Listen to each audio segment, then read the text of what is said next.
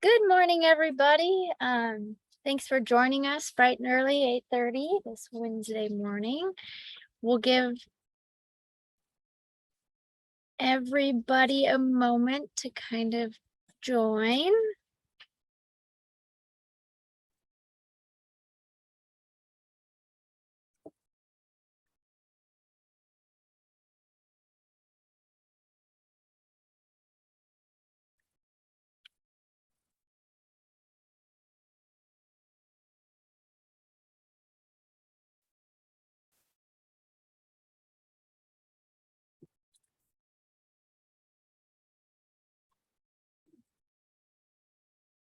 Give it about a minute and we'll let the tricklers kind of get in and admit them before we get going. We do have a pretty packed webinar this morning.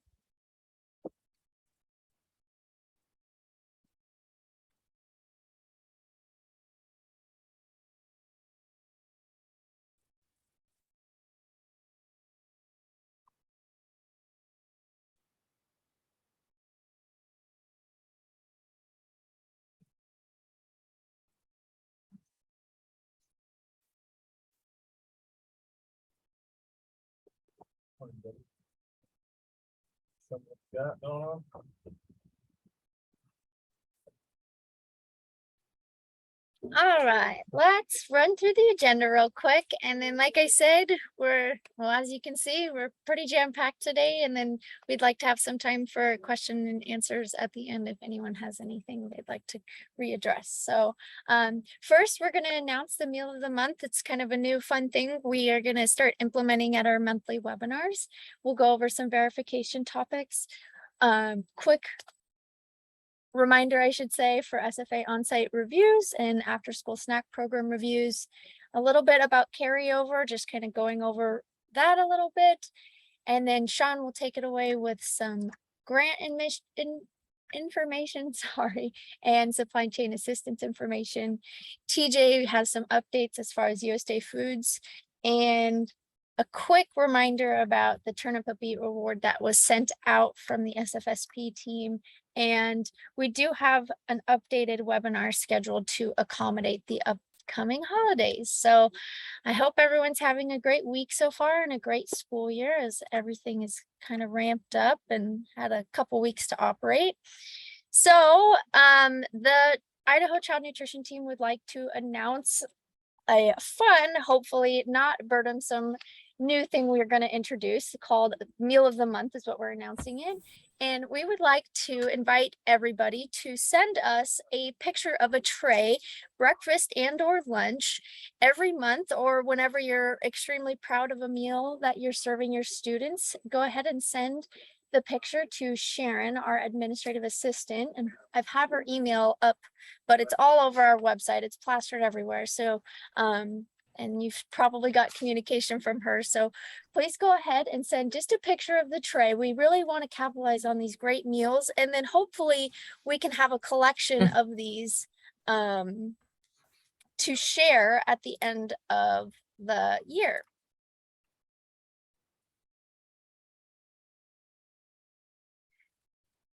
Again, we don't want this to be a burdensome thing and we don't want to give you another task, but if you want to show up and you want to send us the information, the recipe in itself, we would, like I said, like this to be a resource to share out with other sponsors.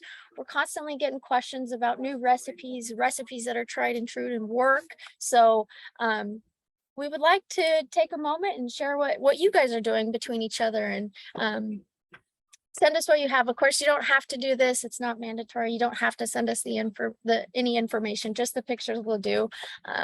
And if you have any questions, go ahead and send that to the NSLP team email myself, Jamie Gibson, or Sharon is more than able to answer questions. So we are going to take it away with verification. Good morning, everyone. This is Melissa. I am here to talk to you about verification. The verification process is a big deal. It's a big deal. It takes place over 6 weeks' time and includes several steps to verify selection of applications that were received by October 1st or October 3rd this year, since the 1st is on a weekend. In order to verify applications, the applicants selected must provide income documentation, or if determined by other source categorically eligible, which were not on your direct cert list, documents confirming categorical eligibility status must be provided. What this means is that if you received an application with the food stamps number on it, but the child was not on your DC list, and the application was selected for verification, you must contact the family to provide something from the food stamp office stating that they were approved for food stamps for the months around application submission. Applications must be counted on October 3rd of this year to determine sample pool. Hang on to this number, you'll need it later for the report. Once the number and type of applications to be verified have been selected, give them to the confirming official to be validated before sending letters out. Please note, this year, all SFAs will be running an alternate type of verification. We strongly suggest that you run the 3% random and not focus on error-prone applications this year. Run direct certification. Yes, you've already run it this year, or you should have, but run it again after selecting your applications. If any apps selected for verification come back as directly certified, nothing is needed from the family. This is called direct verification. Midway through October, or approximately 2 weeks after sending verification letters, send a second notice to any household that hasn't responded. When sending the second notice, advise the date that benefits will end if no response is made. This is regulation. Also, midway through October, but no later than the end of the month, run direct certification again. You must record the number of students in your district qualify for free meals through food stamps or SNAP. Public schools can use the state level match feature for this. Verification reporting will open on October 31st. Using this as of October 31st date, count the number of students in your district. You'll need the enrollment. Also, the districts who are eligible for free and reduced price meals by category as shown on this slide. All verification activities, including submission of the report in Idaho CNP, will be completed no later than Tuesday, November 15th. All SFAs must complete the verification report even if no applications are taken. That'll be addressed by email later on in the process. In order to complete the verification as required, it is crucial that the process begin next week. So watch for the email being sent today. It will include instructions. And please do not get yourself into a pickle. Reach out for me via phone or email if you have any questions, any at all. I'm happy to assist as much as I can. Thank you. Thank you, Melissa. Jen, this is your topic, so take it away. Good morning, everyone. This is Jen, and I just want to address that if you're using your NSLP calendar, you would note that on September 19th, there was a reminder that said to begin planning SFA on-site reviews. So this isn't technically due until February 1st, but the goal is that you get 100% of your lunches reviewed and 50% of your breakfast reviewed by that due date. And so we would like you to start now. This also will allow you to capture any issues that are occurring in the school during the meal service so that you can get those corrected. If you're having an AR, I highly recommend that you do this before we come out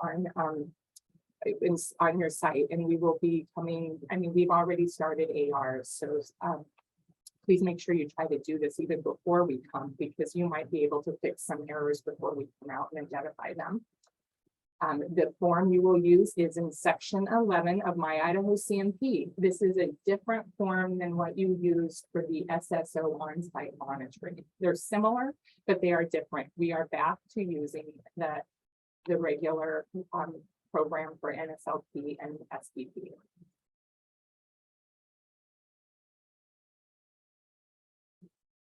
And I just want to point out too that this is a great internal control. This is for you to be able to monitor your own program to ensure that you are following the rules and regulations and being successful.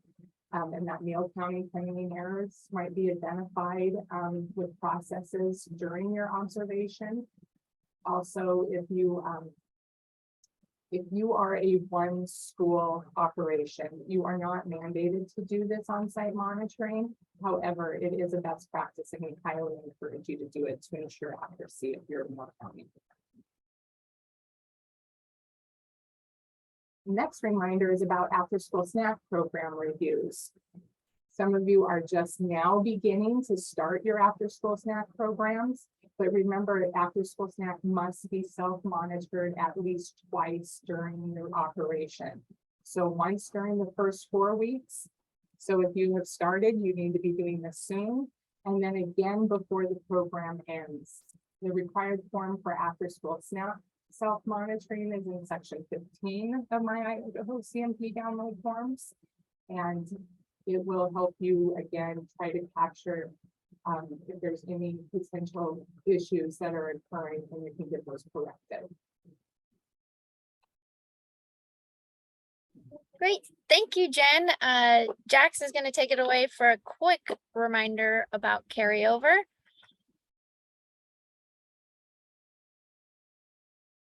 Okay, so just a quick carryover. If you could go to the next slide, Jamie. So waiver 26, most of you all have opted in or out of this by completing the survey that we've already sent out. But I did send out a final notice to those districts, schools that have not opted in or opted out, told us whether or not via the survey. You should have received that via broadcast email from the NSLP team around 3:55 Mountain Standard yesterday, or 2:55 Pacific Standard. This is just something that will notify us how you guys plan to use waiver 26 for carryover eligibility. It also helps us to retain documentation, and there's also a way for you guys to print it off afterwards so that you guys can retain that documentation for us. If you have any questions about that, you can feel free to reach out to me via email or give me a call. Awesome. Thank you. And like you said, if you do have any questions about that, reach out to Jax. And Sean, your sections, right? Right. Good morning, everyone. I just wanted to let everybody know that on Monday, we released the NSLP equipment grant opportunity. It was emailed to all sponsors, but a copy of the grant application is also available on the SDE website. And there on the slide, it shows the website location. All applications are due back to the Department of Education by October 28th. We will take those applications, rank them, read them, review them, and be able to award the applications on November 7th. The period of performance for the applications will be from the date of the award to the June 2023. So that gives you basically 7 months to be able to purchase your equipment and install it.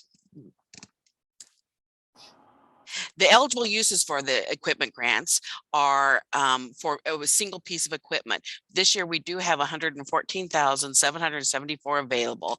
There is a chance that we will be receiving additional funds that we can apply towards the pool of funds. We'll let you know at that time, but what that will allow us to do is to be able to award more equipment grants this year. In order to be eligible, you must operate NSLP, and the minimum piece of equipment must be $1,000. You can do it was single piece of equipment, so uses could be a refrigerator, freezer, dishwasher. If you have a mixer maybe, and you have to have additional attachments, that can be included. But if you're buying maybe kitchen tables, it would only be one table. We couldn't do several tables. And then in your grant applications, you do reminder that we do need to include 3 different comparable price quotes for the piece of equipment that you would like to purchase. If you have any questions, just email me or give me a call, and I'd be happy to go over it with you. I also, on the next slide, I wanted to talk about the supply chain assistance funding. A couple of weeks ago, we did send out a second allocation of funding. It is being distributed through the GRA, the grant reimbursement application system. You do have the opportunity to draw down your complete allocation of funding, and then you deposit it into your Fund 290 account. Some districts have been doing it monthly, that's fine, but you do not have to do it monthly. You can pull down your entire allocation. You do not need to submit any documentation with your GRA request, but you must be able to keep it on file so that when we come out and do your review, we can review those documents at that time. And then we have just been recently notified that there will be a third allocation of funding that will be coming out in November. And so we will all let you know when that funding becomes available. And then on the next slide, I just wanted to go ahead and remind you that funds need to be used to be purchased domestic, unprocessed, or minimally processed foods. Jamie sent out a help guide that USDA has provided us on different types of food that is acceptable and unacceptable for these funds. And so please refer to that. And then my final reminder is that all funds must be spent by September 30th, 2023. So if you have any questions, again, just let me know and I'd be happy to answer you. And I think now I'm going to turn it over to TJ. Thank you, Sean. Yeah, and I just got that attachment in the chat. So if you didn't see it on the email this morning, you can find it in the chat right now. So take it away, TJ. Great, thank you so much. Welcome, everybody. As you probably know, with all of the notifications coming out from WebSCM, there's been lots of activity in the USDA Foods program. So let's just take a moment to discuss those things that are occurring. So as you know, we did open up a limited catalog and the opportunity to allocate additional funds to DoD. This was a result of the fact that we had so much entitlement returned to us due to cancellations. We've had a significant number of truckloads of foods canceled. And while that's never optimal, what we wanted to do is make sure that as recipient agencies, you could determine how you spent that available entitlement that came back to your account. So the first thing I wanted to acknowledge is that we had over $400,000 that was allocated in our Second Chance DoD survey. So congratulations to those that were able to use funds to allocate to that program. And of course, we really do recognize that the DoD Fresh program is of value to many schools. Some maybe struggle with that program, but I did want to make you aware that if you missed for any reason the opportunity to allocate funds, or if you didn't have entitlement at the time, please continue to watch your WebSCM reports, specifically your entitlement bonus summary report, because things change on a daily basis as truckloads are either purchased or canceled or potentially delayed. So watch those and be prepared. If we deem it there's enough enough entitlement available, we will consider releasing another opportunity for allocations to DoD. So watch for broadcast emails sometime in late November or early December. That's a big if, but please make sure that you're watching for that. And then, of course, we just wanted to go over the results of the opening of the limited catalog so that everyone's aware of what happened with that catalog. We were able to purchase 1 truckload of frozen beef. The delivery dates for all of these products that were purchased in the limited catalog will not take place until after the 1st of 2023. That is one of the limitations about the way the catalog works. I think we went too far on our slide. So, there we go. Thank you. So we also were able to procure a truckload of frozen orange juice cups. The delivery dates follow those that you see on the screen. 1 truckload of canned refried beans. What's important to note about this is that the state went ahead and purchased the 148 cases that needed to be requisitioned to make up a full truckload. So those 148 cases are now available on the school year 22-23 surplus tab. Please do not claim product off the surplus tab if you placed requisitions on this truckload. So I'm asking you to please make sure you run your requisition status report and know what you have coming. Additionally, we were able to purchase 3/4 of a truckload of string cheese. And that truckload will arrive in February. We had to split a truckload, so we needed to share the delivery date with another state. We also were able to procure pork for JTM meatballs. And the nice thing about this is another state had a surplus of pork. So that pork is actually coming into our state entitlement free. So those of you that had allocated money to that pork, your entitlement funds will go back into your account. 699 pounds of that pork will be available on the school year 22-23 sweeps tab. And then finally, out of that limited catalog, 21,250 pounds of the mozzarella cheese that goes to Classic Delight to make the rippers and stuffed breadsticks was sent to Classic Delight. So we did have quite a bit of entitlement that was spent down. Next slide, please.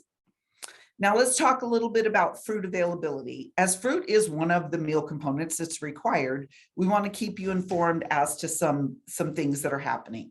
So first I wanted to mention that the canned apple slices that were originally requisitioned for a delivery date of August 15th, a past delivery date, was changed by USDA to a delivery date of October 15th. As a result of vendor constraints. So vendors are saying they didn't have the capacity to honor all of the requests for bids. Then what happened is USDA has since updated the status of that same truckload of apple slices to a January 15th delivery date because of product shortfalls in the second bid cycle. So the reason I'm bringing this to your attention is the trend that we've seen when USDA is moving delivery dates so far down the chain is oftentimes what's happening is that becomes a canceled product. So I want you to just watch your WebSCM notifications, particularly if you had requisitions on that truckload. It's quite likely that that truckload of canned apples will not come to the state. But I did want to bring some good news. So last week, USDA offered each state a fair share of a couple of products that they had that were previously difficult to award for one reason or another, but have since vendors have either freed up their constraint or the supply chain is now working in their favor. So they were able to commit to products that we had previously not been able to get. Now, this frozen diced Freestone Peach Cup is not something that we normally bring into the state, but because USDA offered it as a fair share product, in other words, Idaho either said, yes, we'll take it, or no, we won't, another state will take ours, we decided that it would behoove us to take it, especially in light of all of the fruit cancellations we've seen. We've seen applesauce canceled, orange juice canceled, diced clean peaches canceled, and sliced canned pears. So we went ahead and accepted delivery of those. Those two products are already purchased, so that's good news. And just wanted to let you know that they will be arriving. The first truckload will arrive November 15th. That is the scheduled delivery date. And then the second truckload will arrive January 31st. Both of those truckloads of frozen diced peach cups are currently on the school year 22-23 surplus tab of the exchange. So please make sure to go out and claim a reasonable share of those, and note that there are 2 delivery periods. So if you claim, let's say your school could reasonably use 50 cases between November and January, then go ahead and claim as many as you can on that November delivery, and then claim what you can on the January delivery. Both truckloads are on the surplus tab now. Additionally, 2 truckloads of canned diced pears were offered, which is kind of ironic because diced canned pears were 3 of the truckloads that were canceled in our state earlier in the year. But like I said, constraints have loosened for some of the vendors. The thing to understand about these pears is that they will not come into the state until school year 23-24.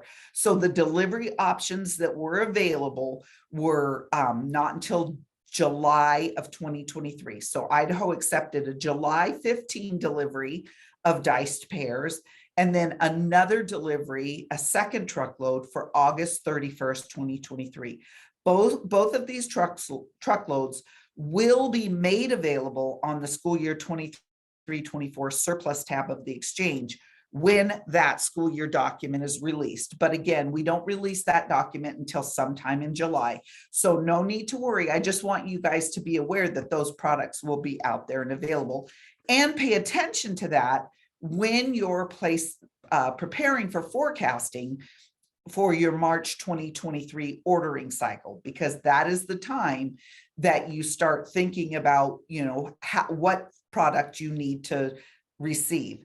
What we don't want you to do is just to assume that all those dice pairs will supplant your need to buy other fruit with your entitlement dollars. So now let's go ahead and move to the next slide, please. And I want to quickly cover some of the exchange protocols. At the state distributing agency, we have taken a more proactive approach to looking at claims on the exchange. In the past, you'll note that you would go on and just claim whatever you wanted to claim, and the redistribution would happen. And what we learned from that experience is that many schools at the end of the year would all of a sudden want to dump that product that they had claimed back in August, September, October of the previous year. And so what we're doing is we are watching the exchange closely, and we're making determinations on each and every claim. So one of the things I do want to make you aware of is, we've seen this significantly, is schools are going onto the exchange and typing in their district name. That doesn't work for us. What we need you to do is use the drop-down feature that was built, because the drop-down feature is linked to a hidden data sheet that populates really important data. We can't complete the redistribution if that data isn't populated. So please make sure, if you're going to claim items off of any of the tabs of the exchange, find your school district on the drop-down list, select your name. It will populate the data I need, and then make sure that you put in the number of cases that you'd like to claim. Also, if you've noticed, if you're watching closely, many schools have seen that their claims have either been declined or reduced. And the reason for that is, like I said, we're taking a more proactive approach. I have access to the inventory release software system. I can go and look at the reports that are available. And if I see a school district is trying to claim available pounds, let's say that there's a school district out there on every single offering for chicken trying to claim 10 cases of this chicken product and 5 cases of that chicken product. And I go in and look and see that in their available pounds by manufacturer report on the inventory release software system in their dashboard, that they have 3,000 pounds of chicken available, that claim is going to get declined. I need for you to use the available inventory that is sitting available for you to further process any chicken product first. Chicken pounds are interchangeable. It doesn't matter what product you hope to receive.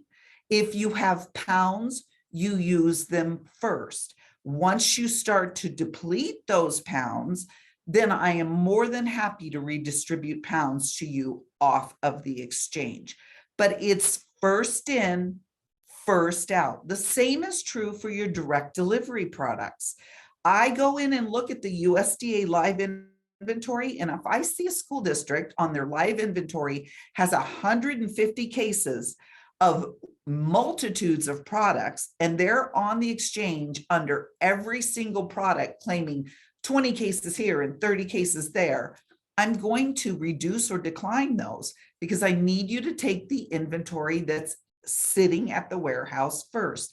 If it's on your USDA live inventory report, it's at the warehouse, and you're obligated to honor the 60-day dwell time policy. Now, the exception to that is that if you are claiming products that you don't have sitting at the warehouse, I will honor the claim. So you'll note that you may claim black beans and you don't have any. I'm going to go ahead and give you those. But we're doing our due diligence to enforce proper inventory management. So hopefully all of that makes sense to you. And then, of course, the final slide, please, Jamie, is that we are looking forward to seeing all of you at the ISNA Fall Expo coming up next week. We do have an SDE track. The USDA Foods Advisory Council will be meeting. That is a closed session because we have business to attend to. I have had a couple of people ask me, how do I get involved in the advisory council? Please visit the USDA Foods Processing and Web page and go to the advisory council tile. There are descriptions on there about what it takes. There are documents to fill out. And if you'd like to become a member of the advisory council, we'd love to have you. So please feel free to do that. And we do have 2 other sessions that we'll be offering, one titled USDA Foods versus Commercial Foods, and then the other, My Entitlement Equals My Food. So we look forward to seeing you there, and we'll host any questions at the end of this webinar. So thank you. Thank you, TJ. Next is our quick reminder about the Turnip the Beet Award that was sent out from Mary Ann, the SFSP team lead, I think about 2 or 3 weeks ago. So if you, for SFSP and SSO sponsors who operated in summer 2022, this reminder is to submit your nomination for 2022 Turnip the Beet Award. This award recognizes outstanding summer meal program sponsors across the nation who work hard to offer quality meals to children that are appetizing, appealing, and nutritious during the summer months. This is a voluntary nomination. All nomination packets are due to the state agency by October 14th. So coming up, nomination forms can be found at the link on the screen, and questions can be sent to the SFSP team email. And then our final reminder is just the update to our webinar schedule. If you remember, our webinars are falling on the 4th Wednesday of each month, but due to Thanksgiving and Christmas, we thought we would change it to be a little bit more accommodating. So our November webinar will be November 30th, and then our December webinar has been canceled. If you have the Zoom link already on your calendar, it should, I'm not a Zoom professional, but if I understand correctly, it should update when I updated it, the meeting in itself. But if not, please just remember to take that off. I'd hate for people to log on when we cancel the December meeting. So we can open it up for question and answers. We are flying through it. So go ahead and unmute, sorry, or submit in the chat box. And if we don't have any, go ahead and send it through the our emails, whichever program email you would like.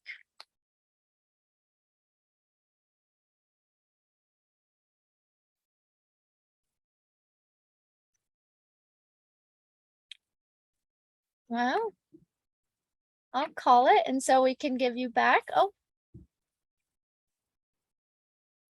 Sean, this question is for you. Is there a maximum amount of funds available for the equipment grant? No, there is not a maximum amount of funds available, but remember at this point we only have 114,000 available statewide. In the past we've funded some up to about $20,000 to $25,000 range, but we've rarely gone above that amount. So I hope that helps. Thank you. Hey, what did they say about the leadership? Awesome. Thanks, Sean.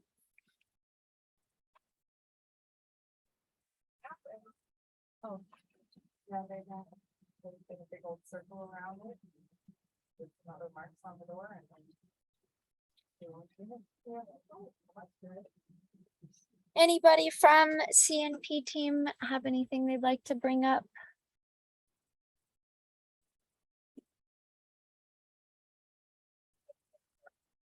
Well,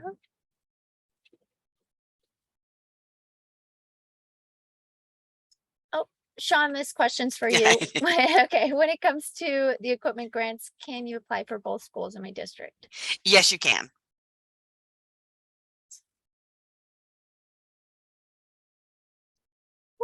Well, thank you again, everybody, for coming. Just another quick reminder, keep an eye out for that verification email coming from Melissa Cook today. It is a big deal. So keep an eye out for that. And thank you again for coming and joining us this morning. Please send your questions via email if you have them. So give you back plenty of time this morning.